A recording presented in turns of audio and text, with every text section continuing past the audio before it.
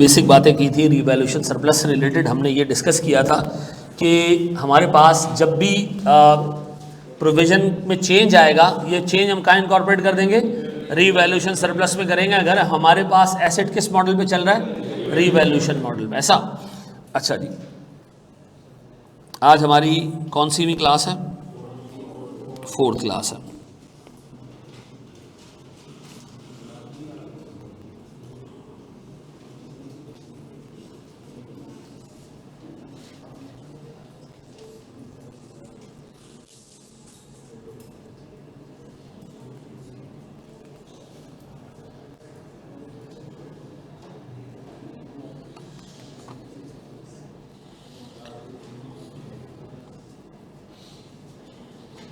Board पे देखिएगा मेरे प्यारे बच्चों।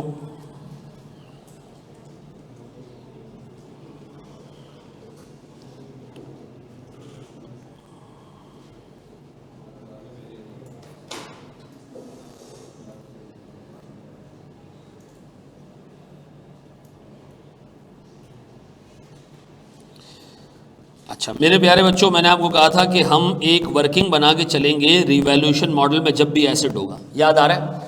एक क्वेश्चन मैं खुद करा रहा हूं, एक क्वेश्चन आपने यहीं पे क्लास में मेरे साथ देखना है, वो करेंगे आप। ठीक है जी। आए मेरे प्यारे बच्चों, ये क्या कह रहे हैं देखें। ये कह रहे हैं Japan limited acquired a plant on 1 January 2020। Sir 2020 में हमने एक प्लांट खरीदा है। ठीक है जी। और ये खर्चे हमने उस पर किए। 3700 रुपये हमने सर प्लांट की कॉस्ट पे की है, परचेज की। 300 रुपये इंस्टॉलेशन कॉस्ट है और 1000 रुपये की जो अमाउंट है ये डिस्काउंट हमने की है किस रेट से, 10% से, तब प्रेजेंट वैल्यू 1000 आई है। ठीक है जी। अच्छा फिर यूजफुल लाइफ इस एसेट की कितनी है? अच्छा ये बताओगे अल्टीमेट अमाउंट थी कितनी जिसकी हमने प्रेजेंट वैल्यू निकाली है? सर 1000 ये आई है कैसे? सर प्रेजेंट वैल्यू निकाली गई है एक्स अमाउंट की divided by 1 + 10% raise to the power 5। ये कितना भैया?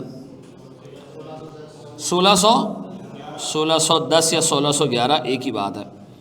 ऐसा सर ये मेरे पास आ गया वो अमाउंट जिसकी हमने प्रेजेंट वैल्यू निकाली है। अल्टीमेट जो डिसमेंटलिंग कॉस्ट है वही है। अच्छा बोर्ड पे लिखना दोस्त, the asset was subject to revaluation as and when required ना। ये क्या एज एंड व्हेन रिक्वायर्ड का मतलब क्या है? एक बड़ा फेमस जो है वो एमसीक्यू है जो टेस्ट होता रहा है पास्ट में कि पीपी को कितनी फ्रीक्वेंसी से रिवैल्यू करना चाहिए। क्या जवाब है इसका? सवाल रिफ्रेश करता हूं, इन्वेस्टमेंट प्रॉपर्टी को कितने कितने टाइम बाद वो करना चाहिए, रीमेजर करना चाहिए? हर रिपोर्टिंग डेट पे। अगर एक कंपनी साल में 1 दफा अकाउंट्स बनाती है, 1 दफा करेगी। अगर वो साल में 4 दफा अकाउंट्स बनाती है तो 4 दफा रिवैल्यू करेगी। पीपी को कब रिवैल्यू करना?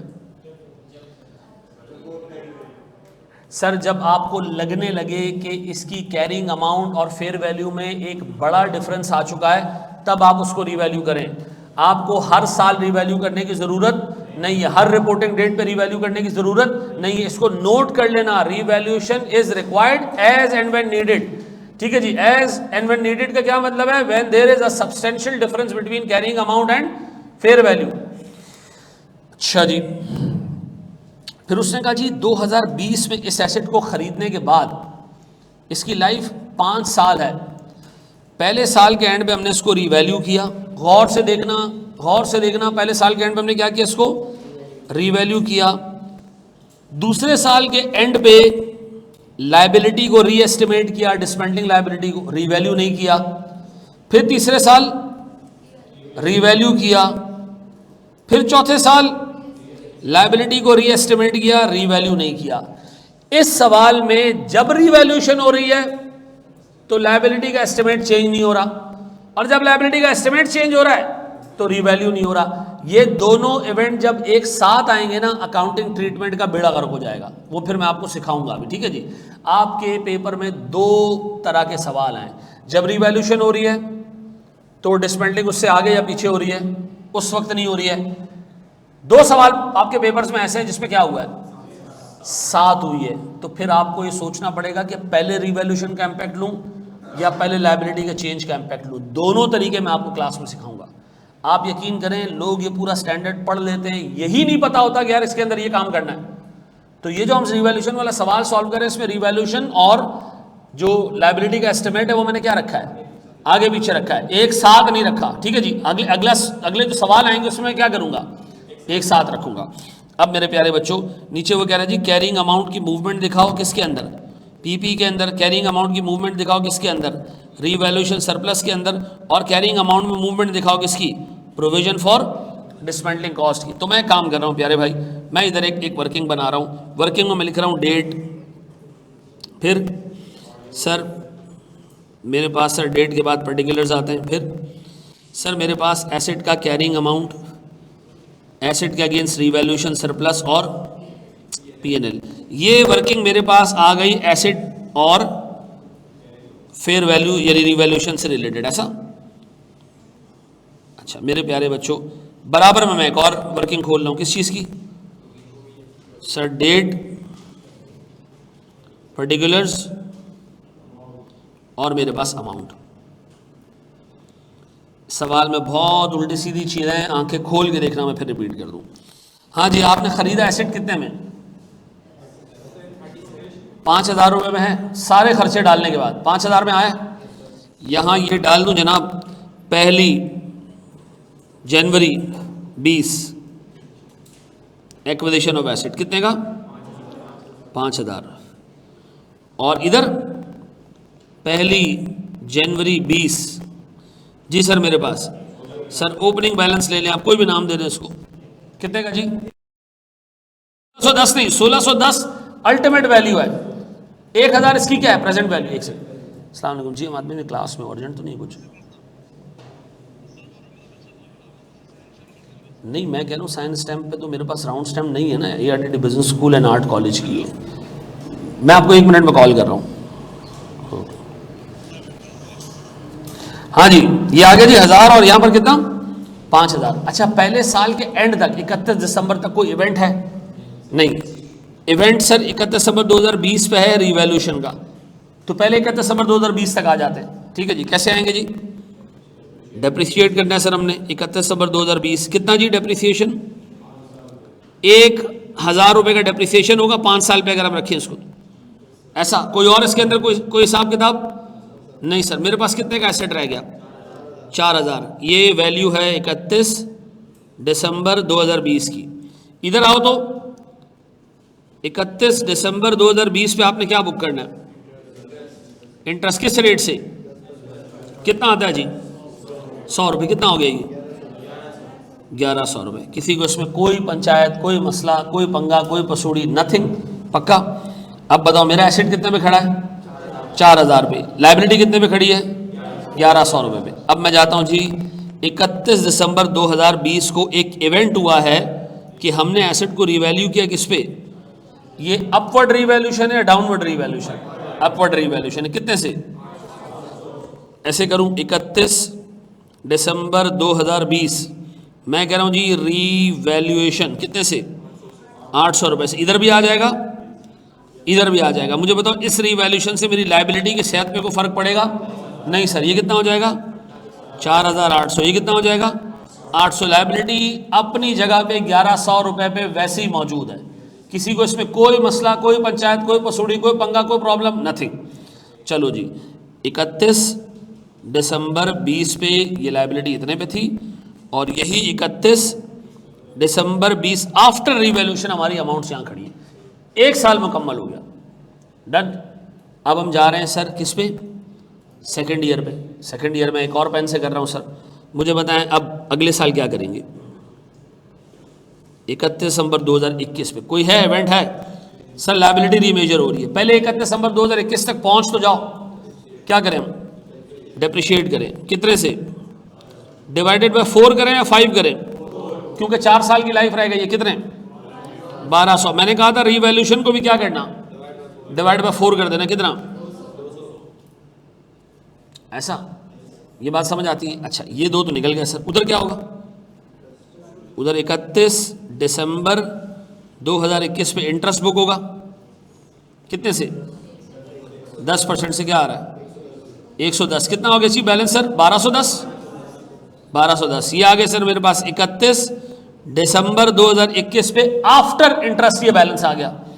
और मुझे बताएं सर मेरे पास यहां पर क्या बैलेंस आ गया, सर एसेट मेरे पास रह गया 3600 का, और मेरे पास ये रीवैल्यूशन रह गया ऐसा 600 रुपये, सॉरी 31 सितंबर 2021। अब बता लाइबिलिटी रीमेजर होने जा रही है, कितने पे जा रही है जी लाइबिलिटी? वो कह रहा है जी 2010 रुपये पे लाइबिलिटी बढ़ रही है कम हो रही है? 1610 से कितने पे जा रहा है? 2010 पे। तो अब बताएं दोबारा प्रेजेंट वैल्यू निकालें, कितने साल रह गए लाइफ? 3 साल रह गए, 2 हो चुके हैं और 3 बाकी हैं। तो क्या करें? 2010 डिवाइडेड बाय 1 प्लस 10% था ना, वो तो चेंज नहीं हुआ, कितना 3, क्या आ रहा है 1500। अभी लाइबिलिटी कितने पे खड़ी है? 1210 पे। तो हमें लाइबिलिटी को बढ़ाना है कितने से? 300 रुपये से बढ़ाना है। जब आप इस प्रोविजन को बढ़ाओगे तो रीवैल्यूएशन को क्या करोगे? कम करोगे। बताओ 31 दिसंबर 21 पे चेंज इन एस्टिमेट कितना? 300 रुपये से हमने बढ़ा दिया, कितना हो गया? और इसका इम्पैक्ट हम यहाँ क्या करें सर?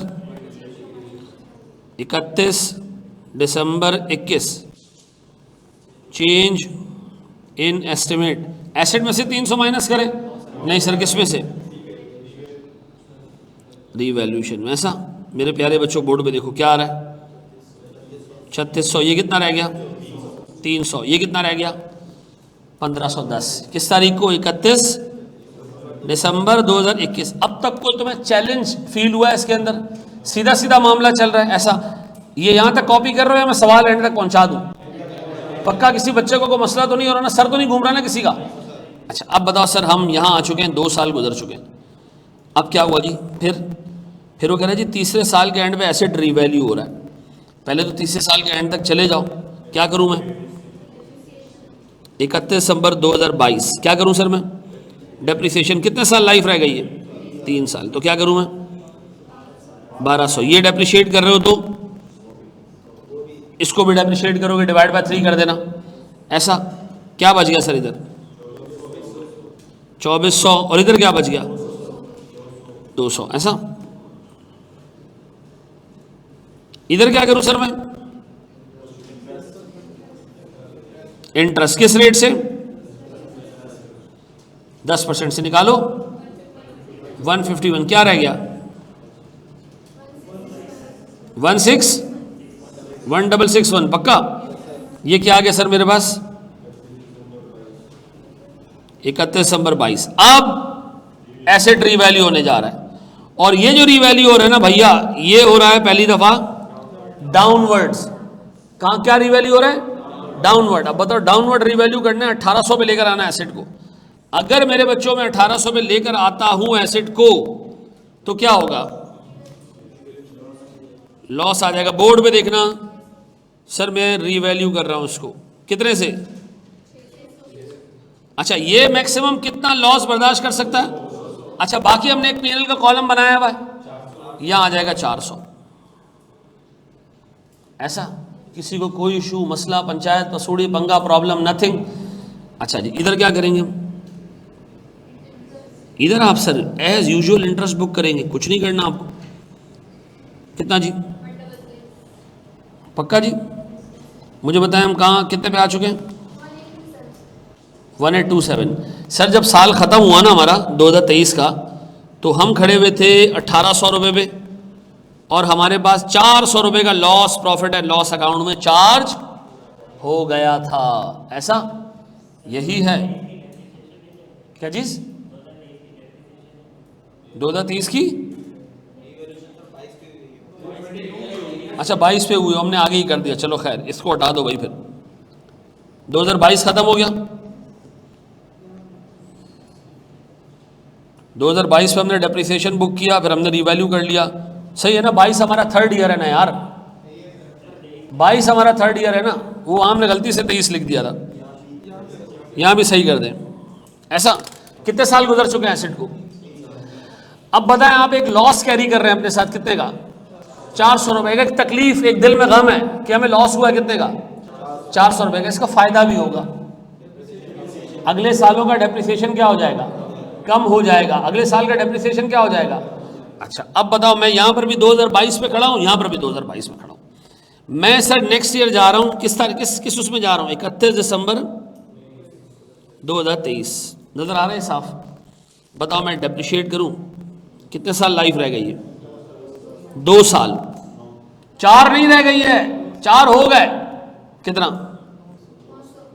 900। अब एक प्रॉब्लम है कि मेरे पास ये 900 रुपए का अमाउंट तो आ रहा है डेप्रिसिएशन का, मेरे पास 400 रुपए का जो अमाउंट पीएनएल में खड़ा हुआ है ना, इसको भी मैं ऐसा ऐसा अमोर्टाइज करूंगा। कितने से? 2 से।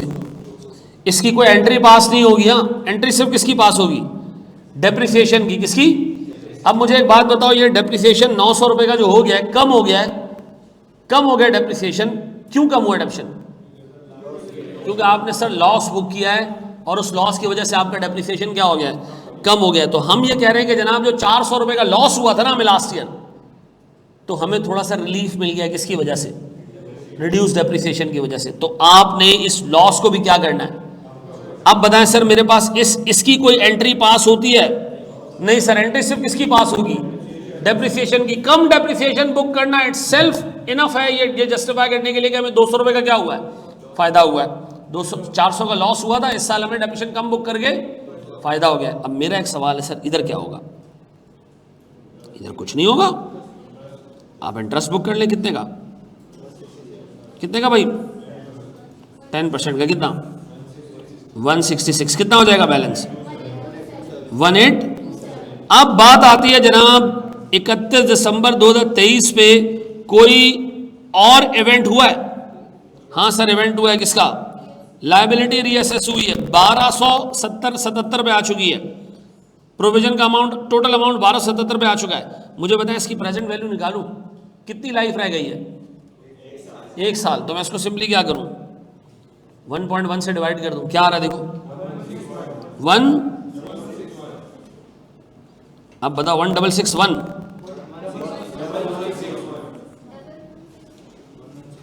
1160। ये लो बेटा 1। ठीक है। तो मेरी लाइबिलिटी कहां खड़ी है? 1827 पे। मैंने इसको लेके कहां जाना है? तो बताओ मैं कितना कम करूं इसको? कितना कम करूं?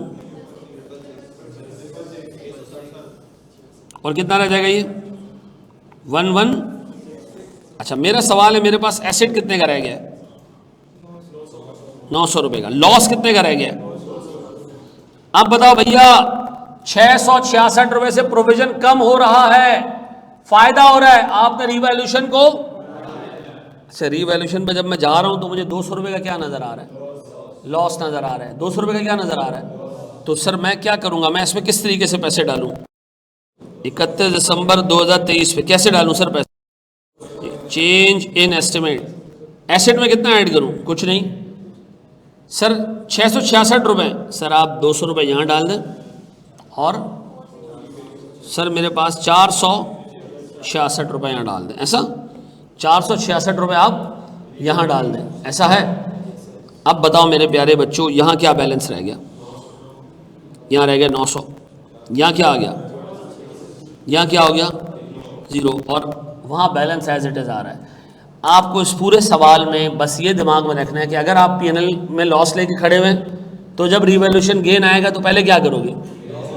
लॉस जो पीएनएल में आ रहा है उसको एडजस्ट करोगे, पीएनएल में इनकम बुक करोगे, और बाकी का अमाउंट कहां डाल दोगे?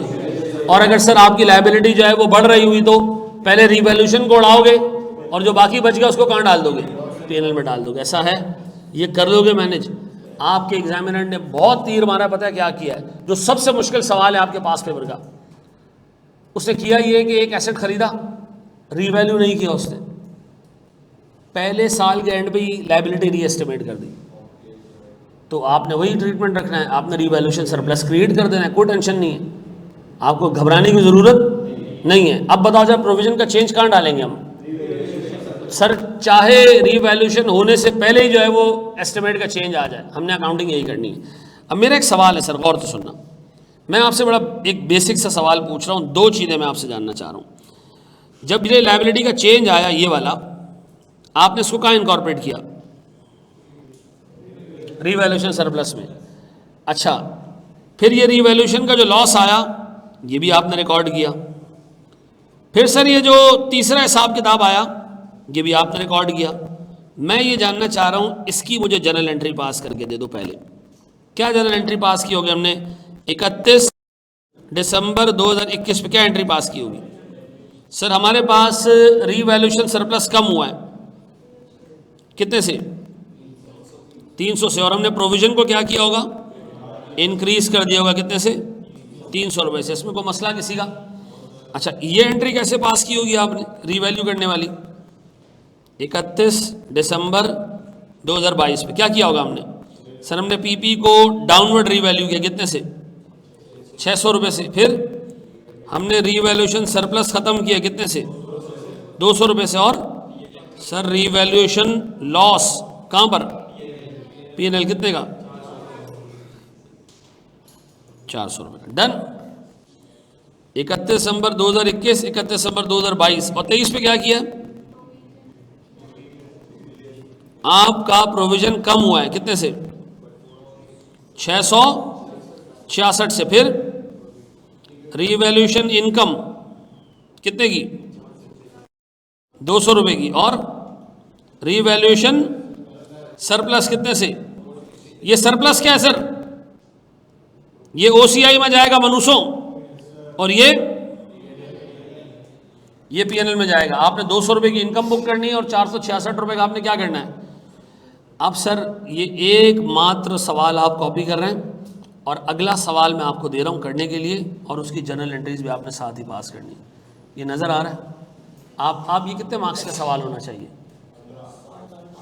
ये मैंने इसमें डाले 4 इवेंट्स। आपका एग्जामिनर सिर्फ 2 इवेंट्स डालता है और आपसे 9 या 10 नंबर का सवाल पूछता है। एक रिवैल्यूएशन डालता है, एक उसके अंदर चेंज इन एस्टिमेट डालता है, बस। ठीक है जी ना? अगर आप जाओगे ना कॉस्ट मॉडल पे और फिर रिवैल्यूएशन पे जाओगे तो अब पॉलिसी चेंज हो गई। अब क्या हो गया जनाब? पॉलिसी चेंज हो गई। तमाम पॉलिसीज के अंदर अकाउंटिंग जो है ना वो रेट्रोस्पेक्टिव होती है पॉलिसी के चेंज की, सिवाय ना चेंज एस्टिमेट नहीं, कॉस्ट मॉडल से रिवैल्यूएशन मॉडल पे आने में। पीपी में जब आप कॉस्ट मॉडल से रिवैल्यूएशन मॉडल पे आते हैं ना तो वो आपको ये नहीं कहता कि रेट्रोस्पेक्टिव जाओ। क्यों? आपको पास्ट की फेयर वैल्यूज ही नहीं पता। तो आपने क्या करना है? अगर अब तक आप जो है वो पीपी के अंदर हिट मारते जा रहे थे ना, और अब आपने पॉलिसी चेंज कर दी, तो आप अज्यूम करेंगे जो मेरे पीपी का कैरिंग अमाउंट है ये ऐसे अज्यूम करो आपने अभी खरीदा है, और जो आपकी लायबिलिटी का बैलेंस है वो तो वैसे ही चले जा रहा है। अब जो लायबिलिटी में चेंज आएगा वो एसेट की कॉस्ट में नहीं जाएगा, बल्कि वो अब जाएगा रीवैल्यूएशन सरप्लस में। ठीक है जी? रेट्रोस्पेक्टिव कुछ भी करने की जरूरत नहीं है इसके अंदर। आईएस8 एक ही चेंज इन पॉलिसी को मना करता है कि यार आप रेट्रोस्पेक्टिव ना जाओ। वो किस चीज़ की है? वो कहता है जब इम्प्रैक्टिकेबल हो कि पास का डाटा आपको मिल जाए, और इस केस में पास का डाटा मिलना नामुमकिनात में से। जैसे मिसाल के तौर पर आज हम सोचते हैं जी कि एआरटीटी की बिल्डिंग हमने 10 साल पहले जो है वो अज्यूम करो खरीदी है, तो उसको रिवैल्यूएशन मॉडल पे ले जाते हैं। तो भाई 10 साल पहले की फेयर वैल्यू कहाँ से लाऊंगा? कोई बंदा मुझे ये भी नहीं बता सकता कि 10 साल पहले इसकी वैल्यू क्या थी, पता नहीं उस वक्त कंडीशन क्या थी, कोई ऑब्जेक्टिव एस्टिमेट थोड़ी होगा वो। ठीक है जी? तो आपने क्या करना है, आगे से अब जो लायबिलिटी में चेंज आएगा वो रिवैल्यूएशन में डाल देना। ठीक है जी? बड़े मांगे दोस्त, अगर पहले एसेट रिवैल्यूएशन पे था और अब प्रोविजन इंक्रीज हो जाए तो पीएनएल में चार्ज करेंगे हैं? आसान भाषा मैंने बता दी बेटा, रिवैल्यूएशन सरप्लस जब जीरो हो जाए उसके आगे का जो चेंज है वो पीएनएल में जाएगा। ठीक है जी? अब सवाल में थोड़े उलट इवेंट्स होंगे। यहाँ पहले रिवैल्यूएशन लॉस आएगा। ठीक है? आओ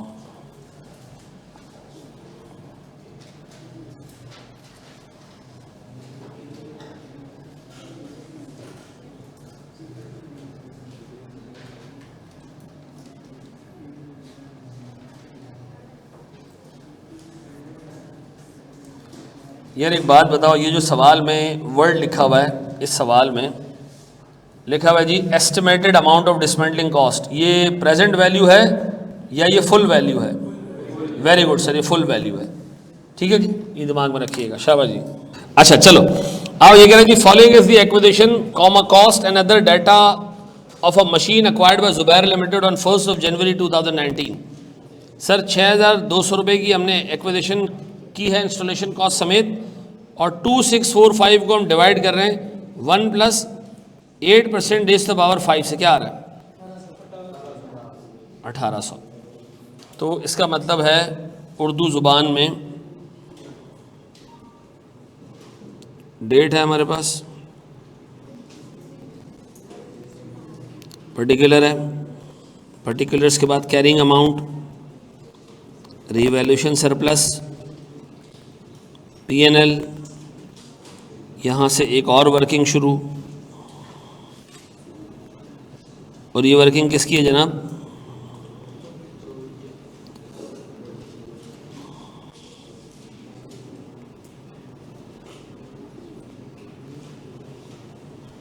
और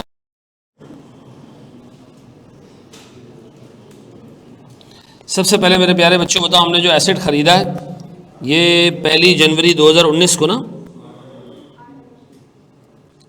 एक्विजिशन कितने का 8000, वेरी गुड सर, और इधर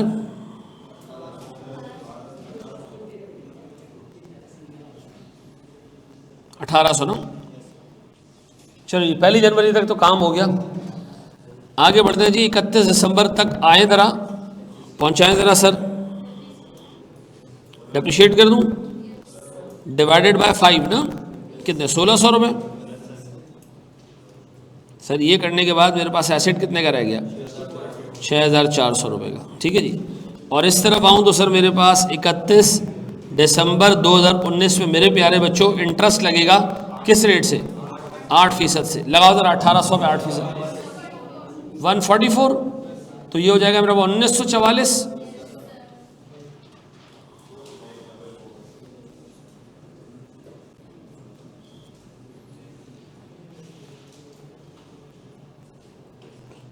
अच्छा जी,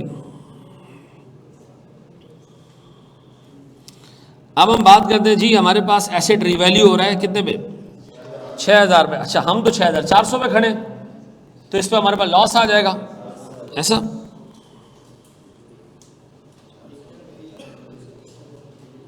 रिवैल्यूएशन कितने थे जी 400, ये 400 सीधा गया प्रॉफिट एंड लॉस में, क्योंकि बैलेंस तो था नहीं हमारे पास कुछ।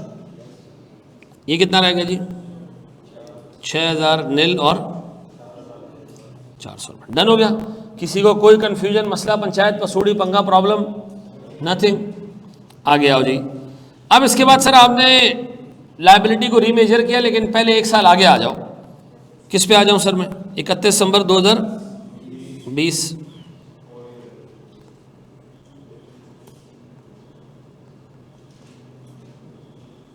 डेप्रिसिएशन डिवाइडेड बाय 4,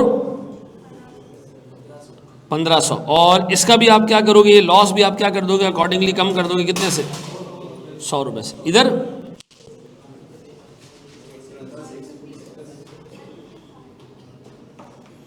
इधर सर मेरे पास इंटरेस्ट आ जाएगा कितने का, कितना 156, ये जाके पहुंचेगा 2100 पे,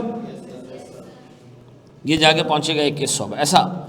और अब हमें इसको क्या करना है, रीमेजर करना है। वो क्या कह रहा है जी, हमारे पास अल्टीमेट लायबिलिटी की अमाउंट 2015 हो जाएगी, तो कितने साल रह गए, very good sir 1.08 raise to the power 3, कितना 1600। अब मामला यह है कि 1600 पे लेके जाएंगे तो आपको क्या करना पड़ेगा, चेंज इन एस्टिमेट डालना पड़ेगा 500 का। कितने पे चला जाएगा ये, ऐसा कि नजर आ रहा है।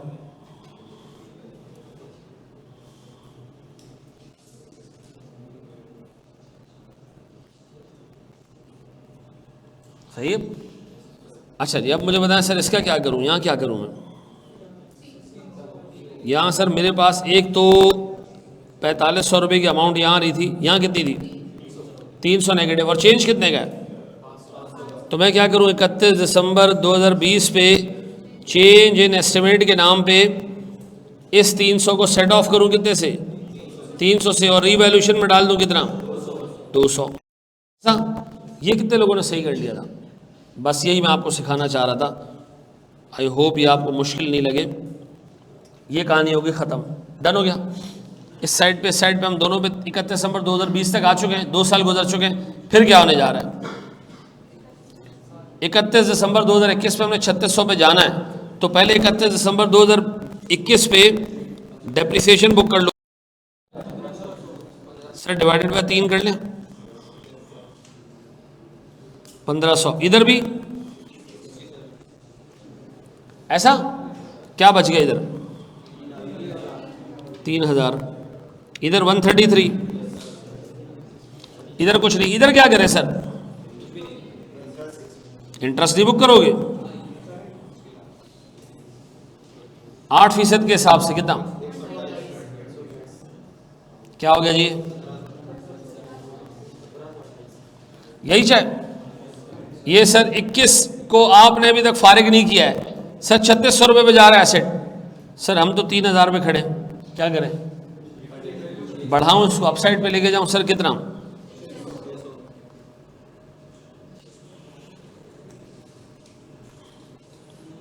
छह 600 पे जाओगे तो तुम्हें रीवैल्यूएशन में भी 600 डालने पड़ेंगे। जल्दी आ जाओ ना,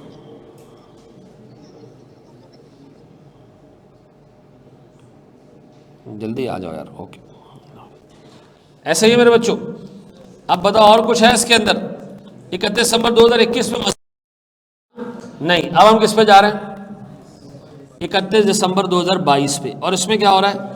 डिसमेंटिंग लायबिलिटी चेंज हो रही है। 2405 divided by 1.08 raise to power 2। ऐसा -2 क्यों? मल्टीप्लाई करके -2 करना, डिवाइड करें तो डायरेक्ट 2 लगाना ना। प्रेजेंट वैल्यू क्या आ रहा है?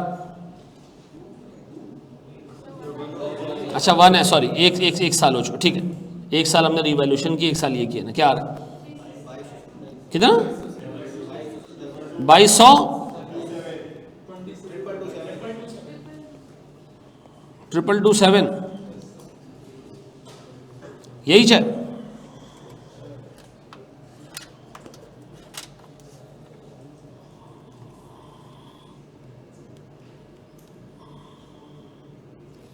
हाँ जी, अब बताओ जी 227, हम इस वक्त कहाँ खड़े हैं?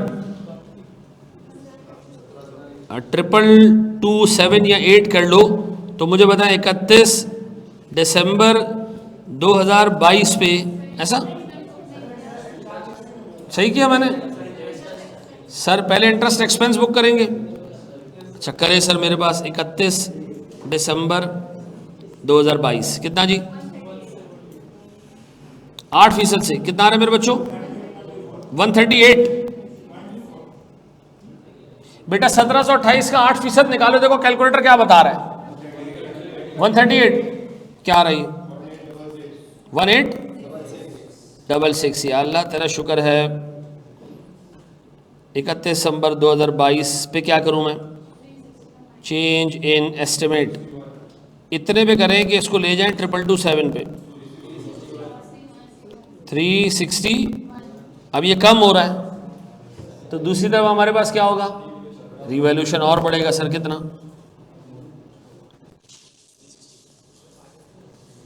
किस चीज़ में माइनस होगा?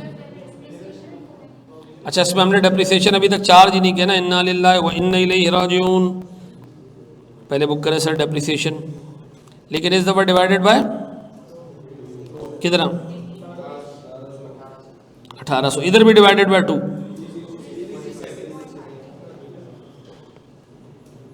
367 ही कर दो बेटा, जाने दो। क्या बच रहा है? 1800, यहाँ बच रहा है 360। अब बताओ आपके पास प्रोविजन कम हो रहा है, कम हो रहा है तो रिवैल्यूएशन बढ़ेगा कितने से? 361 है, 60 है?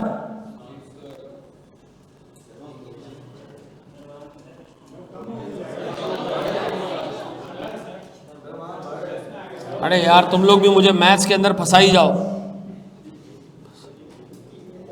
मनुष्यों निशान वहां नेगेटिव। अच्छा मनुष्य तुम्हें क्यों कह रहा हूं, मैंने गलती की है। कितना आ रहा सर ये? अच्छा अगर ये इसको नेगेटिव में ले जाता तो हम पीएनएल में ले जाते इसको। अगर ये 400 का चेंज होता तो 361 हम यहाँ डाल देते, बाकी P&L में डाल देते, पक्का? अच्छा जी, क्या रहेगा जी यहाँ पे? 1800, पक्का? देख लोगे मेरे बच्चों? अब मैं आपको दे रहा हूँ 17 नंबर का एक सवाल पास पेपर्स का, CA फाइनल का। तैयार हो? आगे बढ़ो, घड़ी नहीं देखना। ये एक बच्ची पूछ रही है कि जी 361 वाली अमाउंट कहाँ से आई? देखिए हमारे पास लायबिलिटी की अमाउंट मौजूद थी 1866, ठीक है जी। हमने चौथे साल के एंड पे अपनी लायबिलिटी को देखा, तो अब हमारे पास रिवाइज एस्टिमेट है 2405 का। हमने इसकी प्रेजेंट वैल्यू निकाली है, निकली 2227। तो अपनी लायबिलिटी को 1866 से आपने बढ़ा के कहाँ लेके जाना है? 2227 पे। तो कितना कितना हम इसको इंक्रीज करेंगे सर? 361 से, पक्का? आओ मेरे बच्चों, आपको मैं एक सवाल और दिखाऊं जी। सवाल 17 मार्क्स का क्वेश्चन है सर।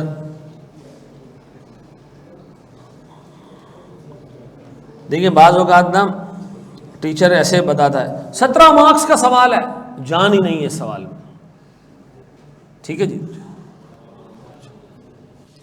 आए जी, ये कह रहे जी waste management limited had installed a plant in 2005। इसे 2005 में प्लांट इंस्टॉल कर दिया for generation of electricity from garbage collected by civic agencies. कचरा जमा करके ये बिजली बनाने वाले लोग हैं, ठीक है जी। कब से काम शुरू हो रहा है? 5 में। WL has signed an agreement with government for the allotment free of cost. हाँ जी, क्या होती है जी फ्री ऑफ कॉस्ट? जब लैंड मिलती है तो गवर्नमेंट ग्रांट होती है, ऐसा। तो 10 साल। अच्छा देखो, इसमें एक प्रॉब्लम है, ये सवाल है 2005 का।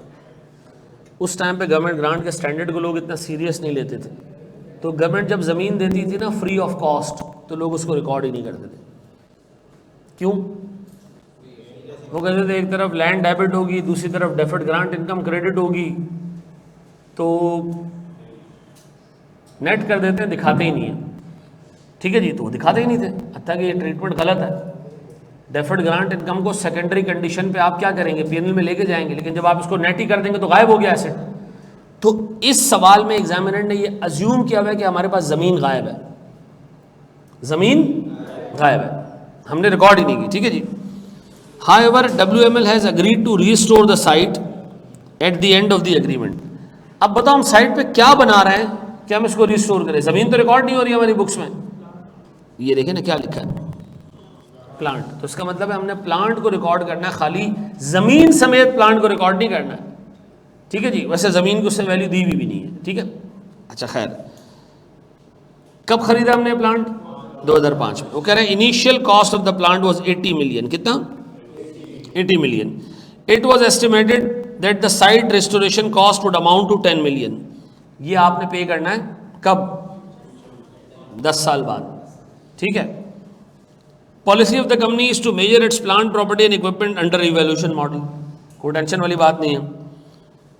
The plant commenced its operation on 1 April 2005। अब हमारी बत्ती जलना शुरू।